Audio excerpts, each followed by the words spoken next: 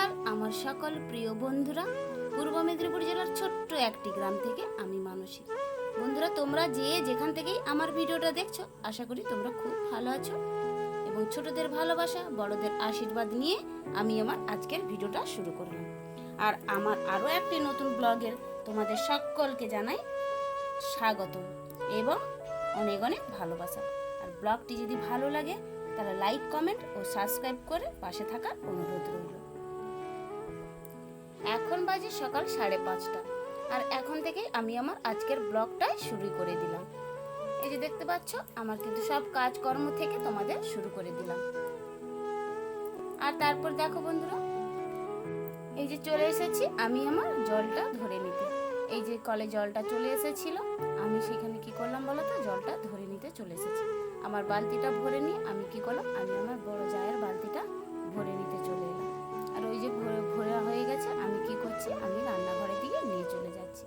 তারপর দেখো, আমি এই যে গ্যাসটা অপরিষ্কারই হয়েছিল, কারণ কালকে কিন্তু রুটি হয়েছিল গ্যাসে, আমি কিন্তু পরিষ্কার করিনি রাত্রে, কারণ শুকুর তো না, আমি ধোয়া মুছা করিনি। তাই সকালবেলা চলে এলাম আমি কিন্তু গ্যাসটাকে পরিষ্কার করে নিতে। তারপর দেখো, আমি আমার রুমে চলে এসেছি। এসে কি করছি বলো তো, আমি সব বিছানা গাদরাগুলো ঝেড়ে নিচ্ছি, পর্দাগুলো সরিয়ে নিচ্ছি।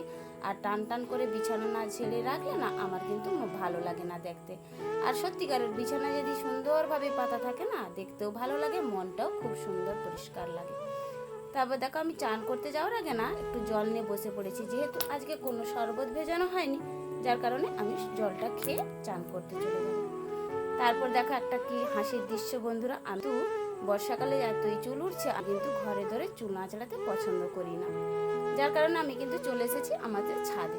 এই যে ছাদে চুলটা আঁচড়ে নিচ্ছি দেখো। আর ক্যামেরার দিকে তাকিয়ে আমি চুলগুলো দেখাতেই লজ্জা পাচ্ছিল আমার, যে এত বড় চুল বা এত মোটা চুল, আমার কিন্তু খুবই লজ্জা পাচ্ছিল।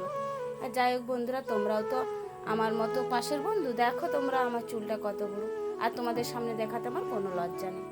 এই যে দেখতে পাচ্ছ, তারপর আমি চলে এসেছি রান্নাঘরে চাটা করতে। এই যে গ্যাসে আমি চাটা বসিয়ে দিয়েছি, আর এক পাশে দুধ গরমটা বসিয়ে দিয়েছি। আর ওই যে দেখতে পাচ্ছ বন্ধুরা, আমি কিন্তু মগের যে জলগুলো ভরেছি, তোমাদের দাদাভাই ভরে দিয়ে গেছে, ওইগুলো কিন্তু আমাদের কলের জল, মানে টিপা কলের জল। আর ওখান থেকে সাবমার্সিবলের জল কিন্তু আমরা খাই না।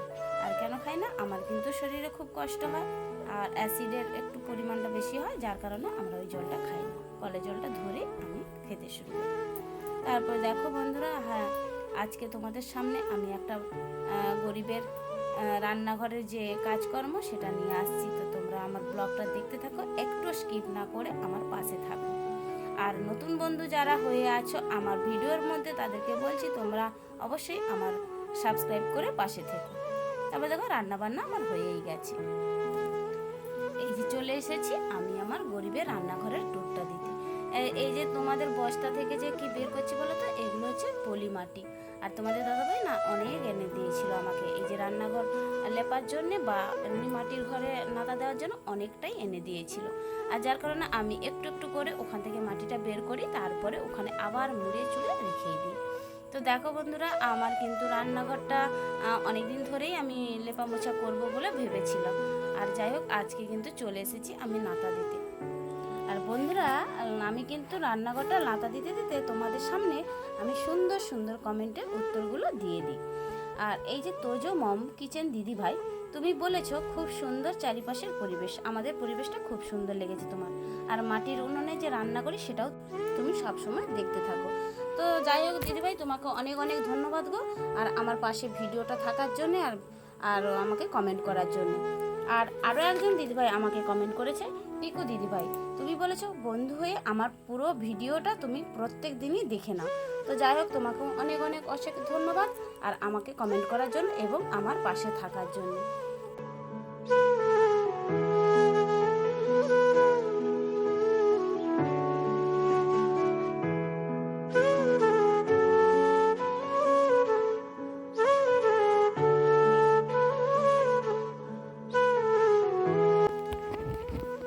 এখন দেখো বন্ধুরা, আমি কিন্তু তোমাদের সঙ্গে কথা বলতে বলতে আমার কিন্তু চারিপাশটা লেপাই হয়ে গেল, আর লাস্টে চলে এসেছি উনুনের চারিপাশটা নেপে দিতে।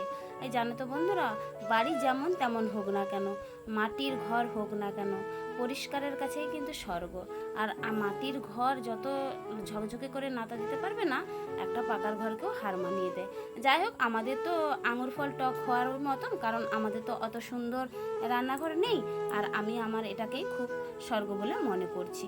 আর যাই হোক বন্ধুরা, দেখো তোমরা আমার কিন্তু ভিডিওটা শেষ পর্যন্ত দেখো।